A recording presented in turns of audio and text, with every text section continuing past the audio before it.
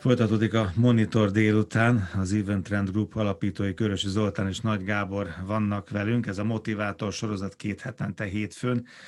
És egy nagyon friss és nagyon fontos, nagyon lényeges, több szempontból lényeges, mert elmondjátok, hogy miért kutatásról beszélgessünk. Az Event Trend Grouphoz tartozó Event Trend Hotels online felméréséről van szó.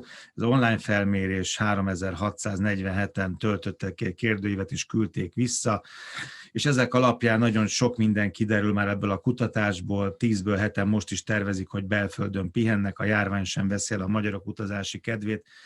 De menjünk akkor végig szerintem a legfontosabb pontokon. Egyrészt azt tisztázni kell, hogy nektek miért volt most izgalmas ez a felmérés, és miért voltak izgalmasak most ezek a kérdések. Gábor, Zoli, melyik őtök kezdi? Hát kezdem. Ami szerintem nagyon pozitív az, hogy nem a Zoli meg az én agyamba született meg ennek a felmérésnek az igénye, ami szerintem tök jól mutatja, hogy itt amiről beszélgetünk, az nem csak nekünk fontos, hanem a kollégáink legalább ilyen fontosnak gondolják, tehát például a kutatásnak a szükségszerűségét. Egyébként ennek az Event Trend Hotelsnek a vezető értékesítés és marketing vezetője a Pázmándi Szili volt a kezdeményezője, illetve az ő csapata, és egyébként azokat a vendégeket mértük föl, szerintem ez nagyon fontos azért hozzátenni, akik a vendégkörünkbe tartoznak. Tehát nem arról van szó, hogy egy reprezentatív országos kutatást végeztünk, hanem arról, hogy azokat a vendégeket kérdeztük meg, akik hozzánk járnak, és az ő szokásaikra és a mostani aktuális attitűdjeikre volt kíváncsi ez a felmérés. Én szerintem valóban nagyon hasznos, és jó az időzítés is, mert egyébként egy egészen furcsa helyzetben vagyunk, lebegtetve akár a bezárásokat az éttermi szinten, tehát tényleg nagyon-nagyon erős a járványnak a kommunikációja is, meg egyébként a jelenet, tehát nagyon sok a fertőzött, és egyre több sajnos a halott is. Tehát, hogy valójában tényleg egy olyan kritikus helyzetben vagyunk, amikor ez egyre romló helyzet. Tehát lehetett megnézni, hogy gondolkodnak róla az emberek, vagy mit gondolnak róla. Tehát vendégeket kérdeztetek, olyan vendégeket, akik szállodába járnak, hozzátok járnak az elmúlt időszakban, és ők válaszoltak. Nyilván nagyon fontos a korosztályos megoszlás is. Igen, talán még a Gáborhoz annyi kiegészítés, hogy ugye ez most egy pillanatfelvétel. Mi több ilyet csináltunk már az elmúlt években, hoteleset még nem, hanem gasztrót, meg event alapút csináltunk már.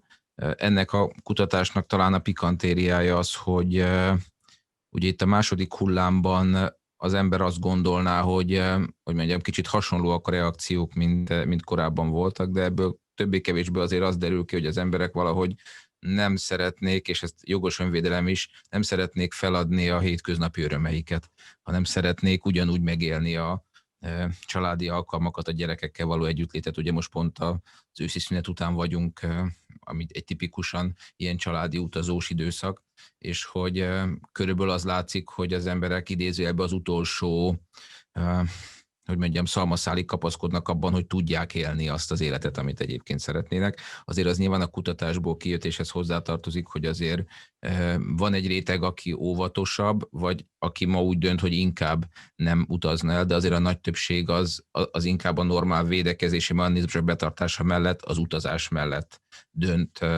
Hát fogalmazunk úgy, hogy ma mégis, ugye az első gondolatomra a visszareakció, hogy ezt a kutatást talán egy ilyen 2 héttel ezelőtt, Gábor, tettük, tehát, hogy ez valójában a 2 héttel ezelőtti állapotot tükrözi az emberek fejében, de egyébként ez érdekes, és nyilván a mi szempontunkból pozitív, meg a szakmánk szempontjából is pozitív. És nagyrészt a 35-50 közöttiek? Ahogy láttam, talán ez a legkiugróbb, ugye? Generációs rész. Hát ez a legaktívabb közönség. Egyébként ezekben a szállodában, ugye ez értelemszerűen megint csak arról szól, hogy a mi vendégkörünkben ők vannak nagyobb számban, illetve ők azok, akik egy ilyen online kutatásra intenzívebben reagálnak. Tehát azt gondolom, hogy itt azért nagyon sok hatás lehet abból a szempontból, hogy kik töltötték ki, vagy melyik korosztály töltötte ki. Értelemszerűen itt ez a korosztály, aki aktív, és egyébként sokat utazik, aki figyeli ezeket az oldalakat, figyeli a szállodákat, mit nyújtanak, hogyan nyújtanak, mérlegeli. Tehát én azt gondolom, hogy érthető, hogy ők voltak a legaktívabbak a válaszadásban. Nyilván számít, hogy van-e gyerek a családban, vagy nincsen. Ugye itt is volt azért némi differencia. Igen, hát ahogy a Gábor mondta, mi hoteleinkben azért, hogy mondjam, egyetlen egy felnőtt barát van, az összes többi az meg, mondjam, családok számára is nyitva, sőt, nagyon szívesen látjuk őket. Tehát ebben a tekintetben valószínű, hogy sőt, ugye van nekünk tipikusan gyerek, meg bababarát hotelünk is, tehát ebben a tekintetben talán lehet, hogy egy kicsit felülreprezentált a családos gyerekes rész, de egyébként az logikus is, hogy az ember egyébként, ha utazik, akkor a családjával, meg a gyerekeivel. Igen, csak azt olvastam, hogy az tűnik ki a válaszadásból, ami szintén nem meglepő, ha így veszem, nagyobb körültekintés figyelhető meg a családosoknál, mint a párban utazóktól. Tehát nyilván egy 35-ös fiatal pár, vagy egy középkorú pár, ha gyerek nélkül utazik, akkor könnyebben rászánja magát. Tehát még jobban könnyebben rászánja magát, és egyáltalán nem zavartatja magát a járványhelyzettől. Talán ez annyiban, én most a saját legkisebb gyerekemmel voltam 3 napig az egyik hotelünkben, és ugye felnőttként a távolságtartás és a fegyelem az egy tudatos döntés, az ember meg tudja tenni. Ugye gyerekként, amikor az egyik gyerek a másikkal játszik, akkor azt nagyon nehéz elmondani, hogy úgy játsza, hogy 1,5 méterre, mert hogy az nem egy életszerű helyzet. Tehát, hogy az ember nyilván, amikor a gyerekét egy ilyen nagyobb idegen közösségbe beküld, és most hiába próbál védekezni, az akkor is azért közelebbi reakciókat jelent. Itt jön be az, hogy a szálloda egyébként mit tesz meg automatikusan azért, hogy egy ilyen vírusos helyzetben a lehető legnagyobb biztonságban legyenek a gyerkőcök. És ezért az is nagyon fontos, hogy mit mondtak a megkérdezettek arról, hogy ők mit vesznek szívesen, mit nem vesznek zaklatásnak, ugye? Tehát milyenféle fajta kontrollt, ha úgy tetszik. Valójában itt jön az, amit az Zoli az elején mondott, hogy próbálják megtartani a normál szokásaikat és utazási attitűdjüket az emberek, ugyanakkor elfogadják azt, hogy egyébként most egy másik helyzetben vagyunk. Tehát az hogy 89%-a, jól emlékszem most így fejből, mondta azt, hogy egyébként nincsen ellenére, hogy a lázát akár többször is megmérjék egy tartózkodás alatt. Én azt gondolom, ez egyértelműen azt mutatja, mivel ez talán a legintimebb intézkedés. Tehát ez az, ami ilyen kontaktusba kerülünk, és még, hogy mondjam, talán az intim szférájába is be kell lépni egy embernek egy készülékkel. Tehát, hogyha ezt elfogadhatónak tartják, sőt, úgy gondolják, hogy ez rendjén van, ez egyértelműen azt mutatja, hogy szeretnénk utazni, elfogadjuk azokat a korlátokat, amiket egyébként kialakítanak a védelmünkre. Én megmondom őszintén, ez egy nagy fordulat. Hát sokat beszélgetünk már itt erről, én nagyon maszkpárti voltam a kezdetektől fogva, meg egészen óvatosan próbálok ebből a szempontból élni, de hát mondjuk nálunk kis Csecsemőtől 70 pluszos emberek rendszeresen vannak itt a környezetemben, erről is már beszéltünk. Tehát én azt gondolom, hogy mi tényleg próbálunk nagyon óvatosak lenni. Én azt figyeltem meg, voltunk olyan vendéglátós vezetők meetingjén, ahol simán maszk nélkül voltak emberek, és ez nem márciusban volt, hanem ez itt augusztus végén, szeptember elején. Én azt gondolom, hogy ez a fordulat most a vendégek részéről is jelentkezik, és én azt gondolom, hogy a vendéglátósok részéről is ez egyre jellemzőbb. Bár azt gondolom, hogy a mi hoteleink közül mondjuk a Residence-et, amiről itt korábban beszéltünk, ha megnézzük, szerintem sokkal messzebbre megy el, mint általában a mai helyzetben a szállodák.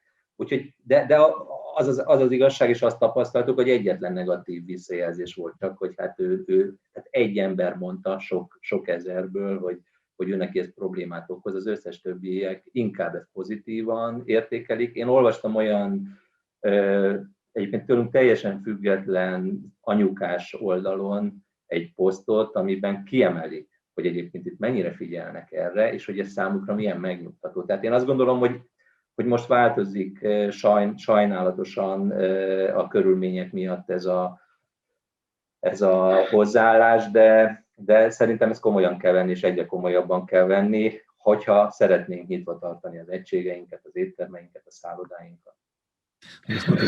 Egy októberben zárult felmérés, és ahhoz képest is változott a helyzet.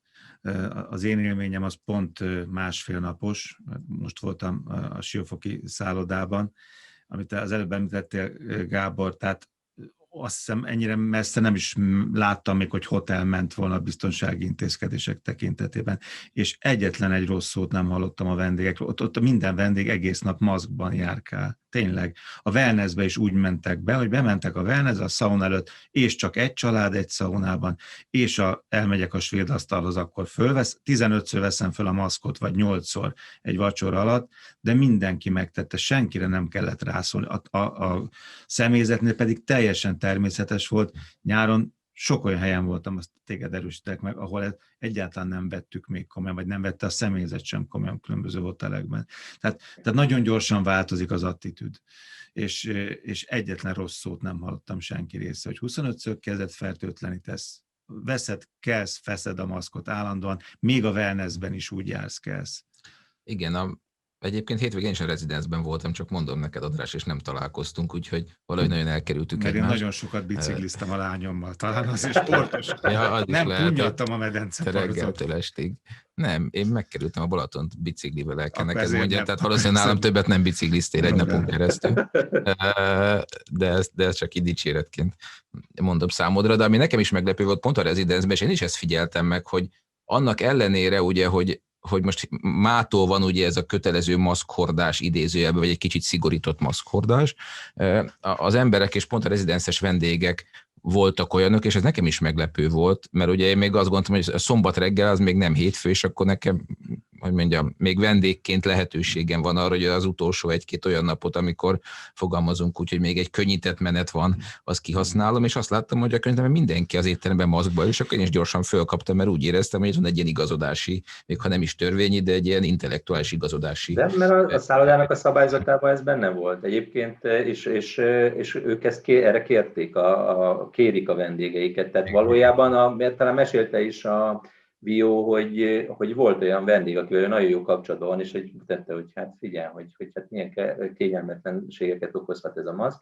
És hát mondta, hogy hát igen, de hogy most egyébként ez a helyzet, és utána tök normálisan értelemszerűen a jó nexusra, kellő asszertivitásra pozitívan reagált a vendég, és onnantól kezdve ő is úgy érezte, hogy ez teljesen normális. A többségnek ez alapból kézenfekvő volt, hogy bemegyek közösségbe, zárt térbe, akkor már maszkot viselek.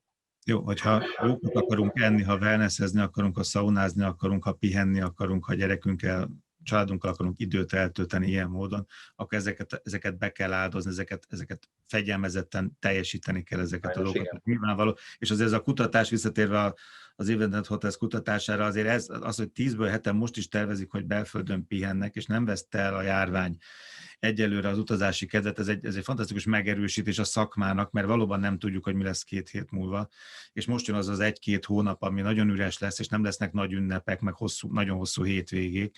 Tehát most kell ez a fajta tudata a vendéglátóknak és a szakmának is, hogy a vendég igen akar jönni. Sőt, még egy dolgot bedobnék ide, amit szinte a kutatásból derült ki, meglepő adat volt, hogy 10-ből 7 embernek nem jelentenek akadályt az anyagiak. Ez tényleg.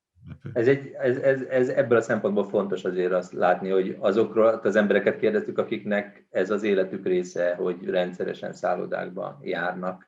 Tehát nem meglepő, hogy ők úgy érzik, hogy ez nem anyagi kérdés a számukra. Értelemszerűen ezt nem lehet reprezentatívnak tekinteni, tehát nem mernénk ez alapján kijelenteni, hogy ez országosan igaz. Azért az talán fontos, és ugye mi a magunk szemüvegén keresztül látjuk, hogy a vendéglátás, idegenforgalom, szállodépar, rendezvényszervezés az minden idők legnagyobb esésében, szenvedésében van. És mi nyilván ezen a szemüvegen keresztül nézzük a dolgot, de egy csomó iparág van, vagy szerintem iparágnak a döntő többsége, ahogy gyakorlatilag tulajdonképpen nincsen probléma, egy kicsit máshogy dolgoznak az emberek, de valójában mondjam, jövedelmi szinten az emberek esetében szerintem a döntő többségét ez valójában nem viseli meg, hát annyira, mint a mi szakmánkat, annyira biztos, hogy nem. Volt még egy fontos dolog, a tájékozódás, hogy ebben mi most hol állunk. Arról már a múltkor is beszéltünk itt 2 hete, hogy felgyorsultak a foglalások, a lemondások is ennek megfelelően, de a tájékozódás az hogy alakul? Hogyan tájékozódunk, mennyien tájékozódunk, milyen aktívak vagyunk ezen a területen? Hát az online felületek azok alap. Egyébként ettől függetlenül a foglalásnál rengeteg kérdés van, és ez irányú kérdés van, tehát ez valóban fontos. És hát ami nagyon jellemző, ugye az embereket jellemzően nem csak a hogy mondjam, a hivatalból válaszolóknak, hanem a környezetüknek a véleménye is nagyon befolyásolja. Ezért volt például az, amit mondtam, számomra nagyon pozitív, hogy olyan oldalakon is megemlítik ezt a biztonságosságot, ahol egyébként ez mögött nincsenek érdekek, hanem tényleg a vendégeknek a tapasztalatai, a pozitív tapasztalatai, és aki erre érzékeny, annak ez átmegy a szűrőjén, és akkor preferálja ezeket az egységeket, ahol egyébként erre figyelnek. Tehát én azt gondolom, hogy nagyon sokrétű a tájékozódás, de hát ebben értelemszerűen a kutatásnak egyébként volt ilyen része is, hogy honnan tájékozódnak az emberek, de ezek nem feltétlenül olyan közérdekű információk, de azért az online felületek, meg az értékesítőkön keresztül tájékozódás volt hát legalábbis a vírus témájában azért a legjelentősebb. Mi a legfontosabb most nektek, a szakmának, a tulajdonosoknak, a menedzsmentnek ebből a kutatásból? Azon túl, ami az én prekoncepcióm, hogy ez iszonyú erőt kell, hogy adjon a minden dolgozónak az utolsó kuktáig, hogy lesz vendég, és amíg lehet, a vendég szeretne jönni, ha van erre lehetősége. Hogyha ilyen főrendező elveket kéne ebből a kutatásból nekünk összeszedni, akkor nyilván az egyik az mindenképpen az, hogy a normálishoz való visszatérés és a normalitás megtartása az egy ilyen belső, komoly emberi vágy. És ez két dolgot jelent, hogy nyilván ma azt látjuk, hogy a turizmusban, vendéglátásban, ugye ameddig észszerűen ki lehet tartani, a vendégeink ki fognak tartani.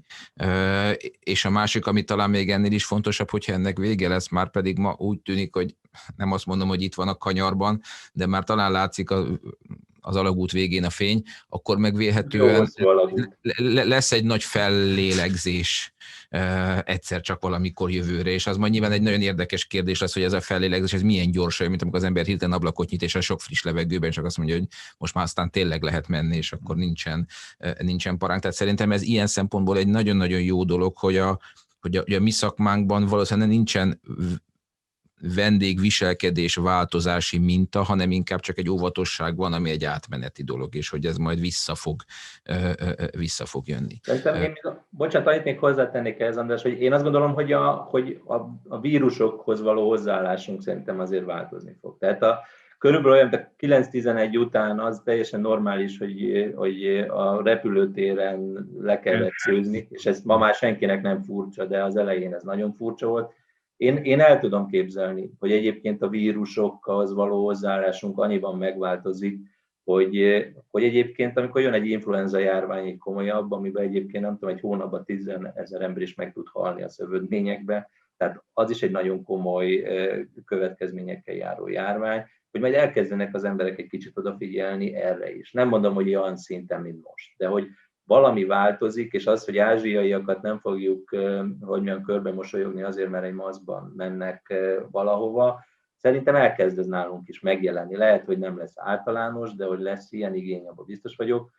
És egyébként szerintem azt a változást hozta nekünk ez a kutatás, hogy ma ebbe a Covid témába innovációval próbálunk belegondolni, és megpróbálunk egy egységes magas szintet minden névünkrendes egységben elérni. Egyébként szerintem most is egészen jól vagyunk, de próbálunk ebbe innovatívak lenni. Egyszerűen úgy érezzük, hogy ezzel foglalkoznak az emberek. Ezek fontosak az embereknek, főleg ez a kimutatás ezt tette. Ők is látják, hogy akkor fogunk tudni utazni, hogyha vigyázunk is magunkra, és mi próbálunk egyébként ebben fejlesztéseket tenni, létrehozunk egy munkacsoportot, ahol gondolkodunk azon, hogy lehet a legészszerűbben viszonyulni a Covid-hoz, és növelni a biztonságot. És hát vannak benne tartalékok, elmegy az ember egy arab államba, van nekünk olyan kollégánk, aki járt arra, hát ott azért még azt is megmegyek, hogy előbb merre fordulj.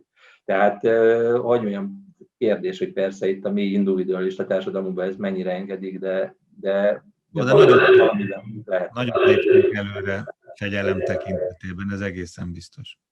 Igen, én is az időszakban. Igen. 2 hét múlva várlak benneteket. Ismét a járvány sem veszi el a magyarok utazási kedvét. 10-ből 7-en most is tervezik, hogy belföldön pihennek, ez derül ki az Event Trend Group friss kutatásából. Körösi Zoltán és Nagy Gábor alapítók voltak a vendégeim. Köszönöm szépen, jó munkát nektek. Köszönjük mi is. Köszi.